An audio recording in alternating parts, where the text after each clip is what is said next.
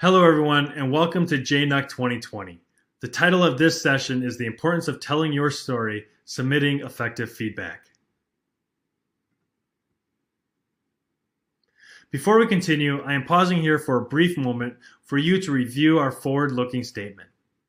Please know this will also be available for a detailed review if you'd like under Resources.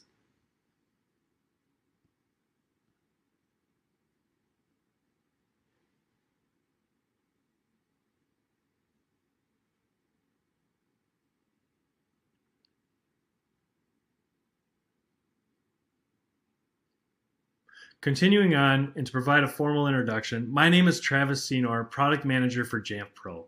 From a product level, some of the areas I cover are the end user experience, like the self-service applications, and the Jamf Pro first and third-party integrations. I'm really excited to be joined today by Eric Boyd, who has been a huge advocate for the healthcare industry and the Jamf Nation community as a whole. You will receive a formal introduction by Eric later on in this session.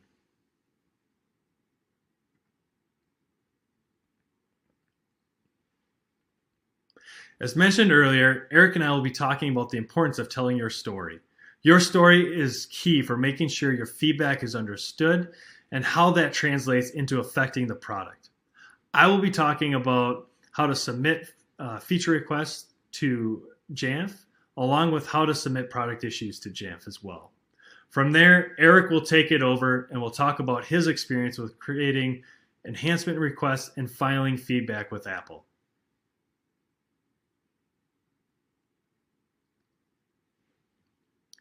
So to start, we'll dive into submitting effective feature requests at Jamf. This is one area where I believe Jamf Nation really shines. An Apple IT community where administrators can offer up discussions and provide feedback. Jamf Nation, hosted by Jamf, is the largest Apple IT management community in the world. This is a huge thanks to all of you out there that contribute to Jamf Nation. So thank you. The platform offers a variety of tools to current customers and non-current customers, which includes the ability to submit new ideas. Customers have been asking for Jamf to provide tips and best practices on how to submit feature requests and product issues. So I'm excited to share some insight and recommendations on these topics.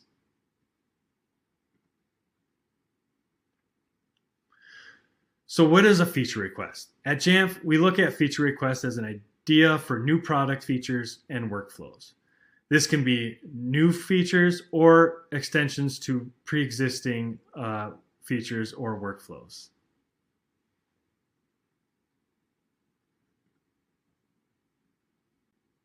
When looking at the goal of a new idea, Jamf is really asking for customers to help us help you.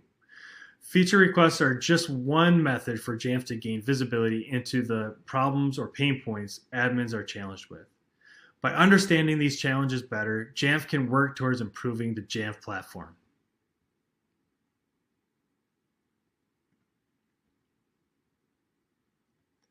So what's the process for submitting a feature request?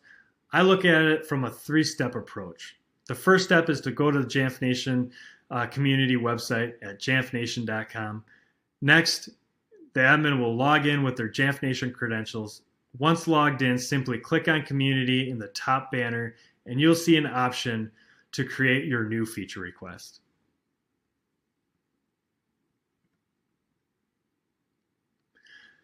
And next comes the fun part, where you as the admin can tell Jamf and the community about your feature request. The form allows for as much creativity as you believe is needed to clearly articulate your new idea. Some ways to get creative is by uploading screenshots, photos, attached links, or even a video. In terms of what information Jamf is looking for, the first is explaining what the problem is. Here, I'd like to recommend that focus and specificity is critical versus offering up complex workflows or a broad request. Many times, a problem that needs to be solved is complex. However, the more specifics a person can provide, the easier it is to not only ensure we're solving the right problem, but also be able to potentially prioritize the feature request faster as well. If you're unsure how to articulate the request, feel free to reach out to your support contact or include a comment on the feature request itself asking for a follow-up conversation with someone from product. We love hearing about new ideas. Secondly, and if you're able to share, Jamf wants to understand how this problem is impacting your business. Is there an inefficiency with the workflow that you've identified? And should it be streamlined? In addition, have you seen or heard of your request impacting other customers the same way? Or is it different? If so, how? Voting up or down feature requests is a thing, but as voters, we encourage you to share your story in the discussion as well. This helps to add to the overall feature request story.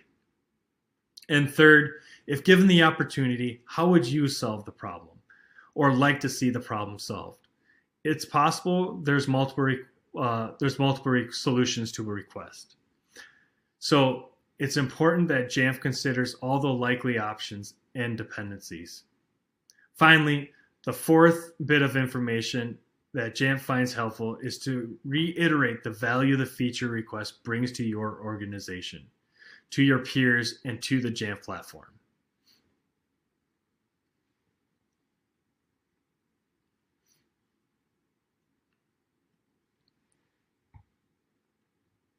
Once a feature request has been successfully submitted, Jamf does offer a number of statuses to track its progress. Starting with submission, this is the initial status after a feature request has been submitted. It's also important to note that at this point in time, the request hasn't been evaluated by Jamf either. Under review is stating that Jamf is actively reviewing the feature request internally. At this point in time, we may be reaching out to you directly or send a comment on the request for additional feedback from a larger group. The not planned status is when the feature request is not on the roadmap for a future product at this time. Whereas planned, a planned feature request means it has been prioritized on the roadmap and is slated for upcoming release. Many times we'll also provide a JIRA ticket as well, so customers can reference the ticket in future conversation with peers or with someone at Jamf. When the feature request has been implemented, it is associated to a specific product release. We will tag it as implemented along with noting which product version that feature went into. There are times where multiple people have the same request. When this occurs, Jamf combines and tags the duplicates under one request. Lastly, Jamf does integrate with third parties, and sometimes in order for a feature request to be implemented, it requires development by another vendor. Jamf does its best to provide information on how to file that feature request with that specific vendor. And if that vendor is Apple, we recommend filing feedback with Apple directly at feedbackassistant.apple.com. Eric will talk more on that as well. So statuses are great, but what happens if the feature seems to be hanging out there in space with little to no movement? Sometimes reasons for gaps are technical dependencies, strategy, and roadmap alignment. At the end of the day, it's important for us at Jamf that we're communicating transparently regardless of our direction and keeping our feature request statuses up to date as much as possible. There's definitely room for improvement here and in other areas, but just know that we're working on it. And by working on it, the good news is we have an amazing team looking into the ways to enhance the Jamf Nation feature request experience. Jenny Asaba leads our Jamf Nation strategy at Jamf, and I was encouraged to recommend her JNUC session, JNUC 113, to you. If you'd like to learn more about the Jamf Heroes program and the Jamf Nation, direction in general, feel free to ask Jenny any questions and she'll be happy to answer them. So definitely check out JNUC 113.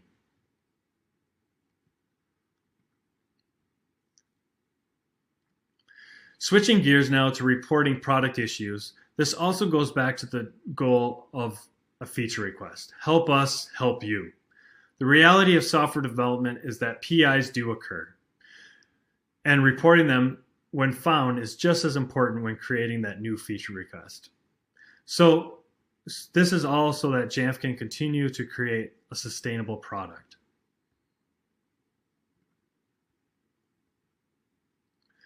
So the process for submitting a product issue can also be done on Jamf Nation. The main difference is instead of a public form, the PI goes directly to your support contact, and from there, the ticket funnels through our Jamf internal processes for reviewing and validation. In hopes to speed up that process, it's important to include as much information you can about the issue and how to reproduce. For Jamf Pro, it's recommended to include your Jamf Pro version so we know which environment to test against, the component of Jamf Pro so we can know what all areas of the product is impacted. And then specify steps to reproduce. As far as expected results go, this is based on your understanding of the functionality and what did you expect that end result to be. And then actual results. What was the real outcome? Workarounds, although not ideal, are important as well. Knowing if there is a workaround allows for an alternative solution until the reported PI is confirmed and prioritized for resolution. We're able to document approved workarounds as well in the PI ticket. So when other customers who call in or may experience the same issue, we're able to provide them an alternative workflow as well. And then lastly, it's important to demonstrate the level of impact this has to your business. How severe is the founded issue to your organization? Examples may include, does this impact your entire fleet or a subset of devices? Is it specific to a certain OS? And is the issue preventing you from being able to do your job or support your end users? If so, how? Maybe the issue is trivial and doesn't impede your workflows, but it's still good practice to report those issues to. Again, knowing this information up front is valuable because it helps save times, which could lead to faster processing and resolution times as well. With this all said, receiving your feedback is very important so Jamf products can continue to improve. For feature requests, it's critical to understand the problem, the impact, and any solutions you may have in mind, and the value of the request that it brings to your organization and customers globally. In regards to product issues, the sooner we can hear about them, the better. Information to include is environmental details like Jamf Pro version, OS versions, etc. What components of the Jamf Pro product are you experiencing the problem with? And what steps have you taken to reproduce? It's also important to communicate how the issue is reporting your data, is how it's impacting your day-to-day job and end users, so Jamf understands the severity of the reported problem. And finally, before I turn it over to Eric, I wanted to call out a couple of feature requests that were implemented following the process of telling your story. These features opened up a whole new market and a way of thinking for managing devices in healthcare, specifically at the bedside. The healthcare listener allows Jamf Pro to integrate with electronic medical record systems, EMRs, so that Jamf can follow the patient through the hospital stay without even needing to capture any patient identification information. For example, if a patient is discharged from a hospital, that device needs to be digitally sterilized. Jamf Pro solves this by initiating a wipe upon a patient discharge. The other implemented feature request was around virtual visits, which came about because of COVID-19. Virtual visits enables doctors and nurses to provide remote care with both inpatients at a hospital and outpatients as needed. To learn more about virtual visits, please check out Eric's other JNUC session, JNUC 210. Thank you so much for your time. Next, I'm going to turn it over to Eric so he can continue the discussion around how to tell your story. Eric? Thanks, Travis. This reminds me a lot about working with our experiences in building the healthcare listener and taking the time to make sure video visits and virtual visits works the way we intended. So let me go ahead and introduce myself. I'm Eric Boyd. I am the Apple Infrastructure Architect at UC San Diego Health. My role is to ensure that all of our users get the experience that they need without seeing that we're managing their devices, with all of the benefits of their devices being managed.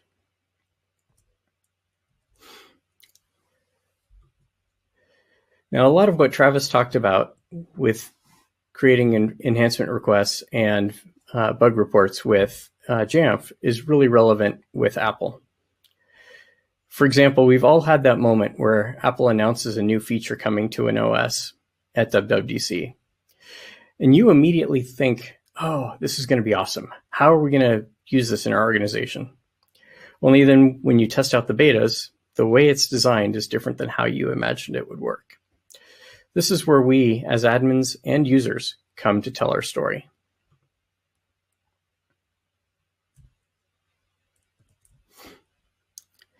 In my experience, it's not that Apple doesn't want the feature to work the way we do.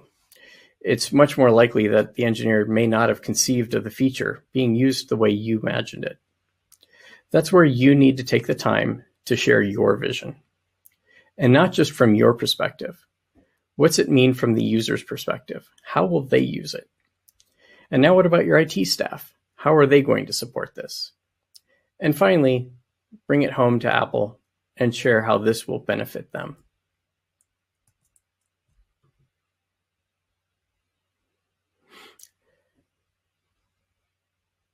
This is really the chance you have to get the engineer emotionally invested in your request. What do these benefits do for you? How does this enhancement work? What is set by the end user? And how much is managed by the admin? Where would these management settings live? What options are needed when this is being built out? And, how does this grow to be a future version in coming OSs?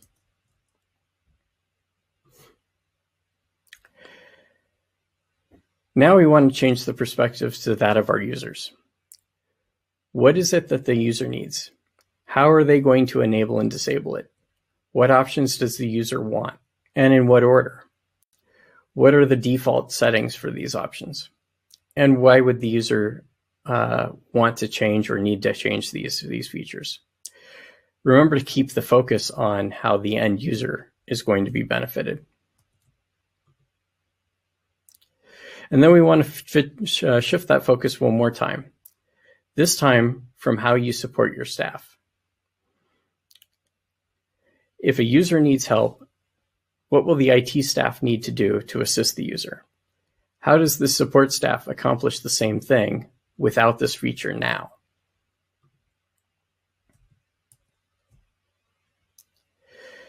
And to help Apple set a priority, it's important we show the scale. What's the time savings? Express that impact. How many users would be impacted? And how many devices? Would building this enhancement request help grow your fleet? Let me share a personal example here.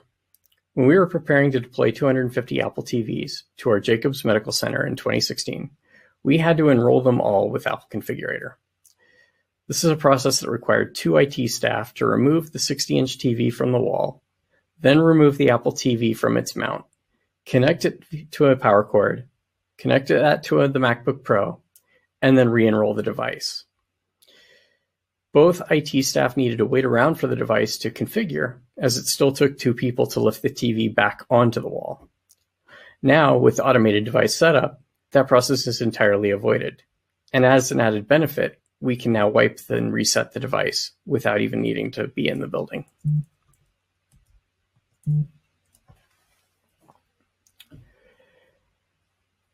Always have your SE and a friend at Jamf Nation or on the Mac Admin Slack read through to understand your request. Look for opportunities to flesh out the story a little bit further. And are mockups needed? Maybe you can add a graphic to express what that would look like in the new UI. You can always have a good story. And if it's a great one, you'll know it when your friends wants to submit that as their feedback as well.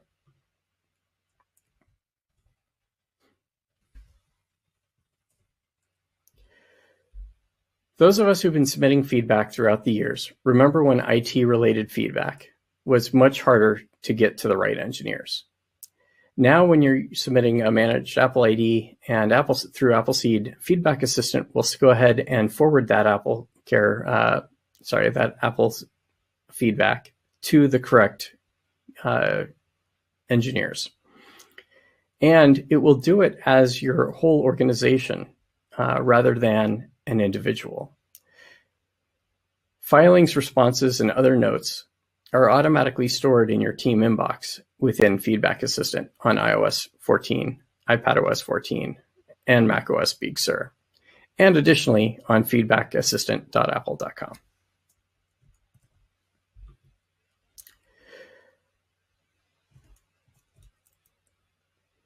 One other thing I want to call out is getting your team members to help you file that feedback. We all have those users who magically find a way to get around your restrictions on upgrading to the betas and the next OS. So let them help you. Give them a managed Apple ID and have them submit issues on your behalf and on the behalf of your organization. Let them help you by being your beta test team. When you submit your feedback to Apple, always use your managed Apple ID. This ensures it hits the right review team. And if you have an AppleCare agreement, also file that same feedback as an AppleCare case with your TAM and include the feedback number. Once you get your AppleCare case number, please go back in and add that case number back to your feedback. I always make sure I send both of those case numbers to my Apple SE. In my experience, if there is a related vendor, for example, if you're a Cisco shop and you're filing a Wi-Fi issue or an enhancement, also open a case with your vendor. Then when you have the vendor case number, submit that with your AppleCare case as well. And this enables Apple to work with the vendor directly. And of course, always share your feedback with the community. If it's important to you, there's bound to be someone else looking for this feature as well.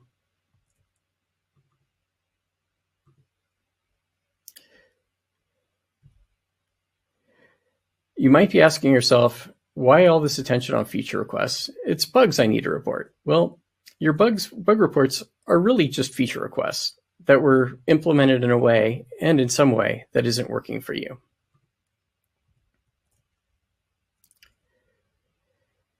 After all this talk about filing feature requests and enhancement requests, submitting a bug report is going to seem a lot easier.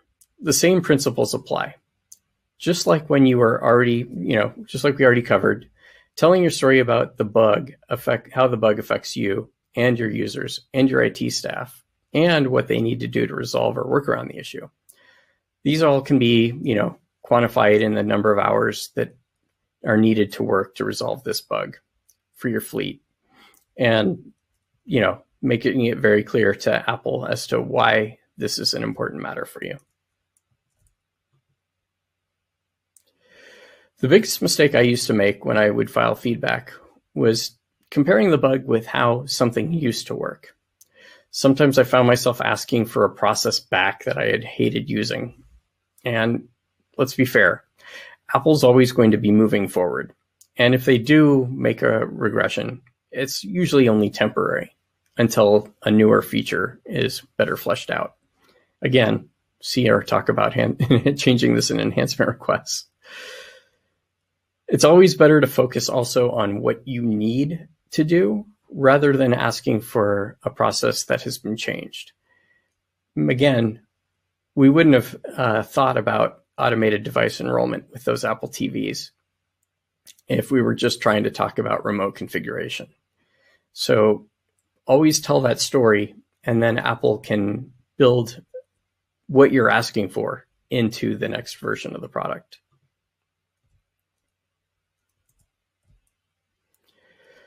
One last thing, make sure all of your testing devices are all signed in with the same Apple ID.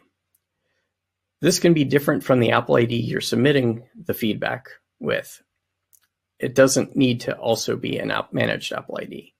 But when you do have all of the same devices using your same Apple ID, when you submit feedback, Feedback Assistant will now let you select all of these other devices to collect a sysdiagnose or other files from these devices and upload them directly from Apple under the same feedback number. You don't even need to wait for them to come online to finish submitting your own feedback. They'll go ahead and do it in the background when they're next online. So to recap, when telling your story, be descriptive. Include as much information as you can, starting with how you label the feedback. You want that to really kind of give the exact nature of the issue. Also, be as accurate and precise as possible. Oh yeah, and did I mention accurate? Yeah, be accurate too. Filing a Me Too doesn't really help you. It just says someone else's issue is affecting you as well, but how it's affecting you is going to be different. And then keep your feedback specific to one issue. Nothing prevents you from using that same or portions of your feedback that you've already filed in a new one to describe a different issue. And then file your feedback as soon as possible. The earlier you submit that feedback, the sooner it can be prioritized and tested in the beta cycle. Thank you, everyone. Hope you enjoy your JNUC 2020. I'm Eric Boyd, and I also want to thank Travis for helping me with our talk today.